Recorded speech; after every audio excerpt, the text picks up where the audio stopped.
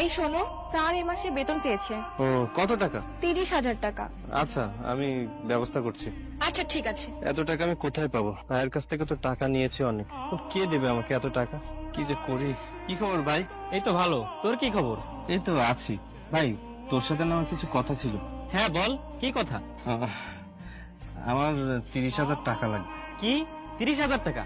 তুই এত টাকাতে কি করবি? না তোর কোনো খারাপ অভ্যাস আছে, না তুই কোনো ঋণগ্রস্ত। তাহলে এত টাকাতে তুই কি করবি? ভাই আমার বউ পড়াশোনা করছে, ওর স্বপ্ন একদিন সরকারি অফিসার হবে, আর আমি ওর স্বপ্ন পূরণ করতে চাই। কি তুই তোর বউকে পড়াচ্ছিস? হ্যাঁ কেন? আরে ভাই, বিয়ের পর বউকে কে পড়ায়? ও তো নিজেই দেখছে তোর কি অবস্থা। এর জন্য তুই তোর লেখাপড়াই তো শেষ করতে পারলি না, তার উপর এত বড় স্বপ্ন কি করে দেখে? আর তুই বা কি করে রাজি হবি ওকে পড়াশোনা করানোর জন্য? দেখ ভাই, তোর বউ এখান থেকে ওখানে গিয়ে কি না কি করবে তার কোনো ঠিক নাই। শুধু শুধু টাকা নষ্ট করবি। তার থেকে তাকে বল এই সমস্ত বাদ দিয়ে ঘর সংসারে মন দিতে। ও পড়াশোনা অনেক ভালো, ছোট থেকে ও সরকারি অফিসার হতে চায়, আর আমি ওকে সাহায্য করছি। আমার বিশ্বাস আছে ও একদিন সরকারি অফিসার হবে। সেটা না হয় বুঝলাম, কিন্তু তুই একবার ভাব, ও যখন সরকারি চাকরি করবে তখন সে কোন অফিসে থাকবে, আর তুই কোথায় গ্রামে পড়ে থাকবি? ঠিক মতো কথাও বলতে পারবি না, এমনকি ওর সাথে দেখা করার জন্য তোকে পারমিশনও নেওয়া লাগবে।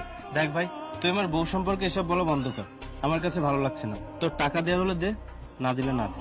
ঠিক আছে ভাই, তোর যা ইচ্ছা তাই কর। তুই আমার ছোটবেলার বন্ধু, তোর কথা তো আর ফেলতে পারি না। আচ্ছা দাঁড়, এনে এখানে 30,000 টাকা আছে। ভাই তুই আমার অনেক বড় উপকার করলি, তোর এই ঋণ আমি কখনো শোধ করতে পারবো না। বলছি যে টাকার ব্যবস্থা কি হয়েছে? হ্যাঁ হয়ে গেছে, চলো এখন। আচ্ছা চলো। কি হলো তোমার, দাঁড়িয়ে পড়লে যে? আসলে আমার না তোমাকে একটা কথা বলার ছিল। হ্যাঁ বলো। কথাটা আসলে তোমাকে বলা ঠিক হবে কিনা জানি না, কিন্তু মনের শান্তির জন্য খুব জানতে ইচ্ছে করছে। তুমি সরকারি চাকরি পাওয়ার পরে তোমার এই গরিব স্বামীকে ভুলে যাবে না তো? তুমি এসব কি বলছো? কাজ কাজের জায়গায়, আর সম্পর্ক সম্পর্কের জায়গায়। শুধু সরকারি চাকরি কেন, আমি যদি এর থেকেও বড় কোনো জায়গায় পৌঁছাই তবুও আমি তোমাকে ভুলবো না। তুমি আমার জন্য সবচেয়ে বড়, কারণ তুমি আমার স্বামী। আর শোনো, এসব কথা কখনো বলবে না। আমি এমন মেয়ে না যে টাকার পাওয়ার পেয়ে তোমাকে ভুলে যাব। আমি সারা জীবন তোমার সাথেই থাকবো। আজ তোমার পরীক্ষা না? হ্যাঁ, আজ আমার পরীক্ষা।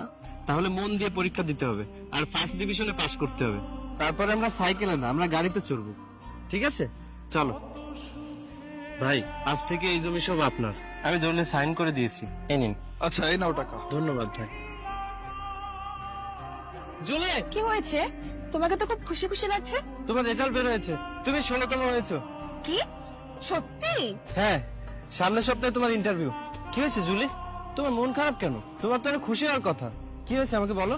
কিছু হয়নি। আসলে আমার সামনে যে মানুষটা দাঁড়িয়ে আছে, সে অন্য সবার কাছে মানুষ হতে পারে, কিন্তু আমার কাছে ফেরেশতা।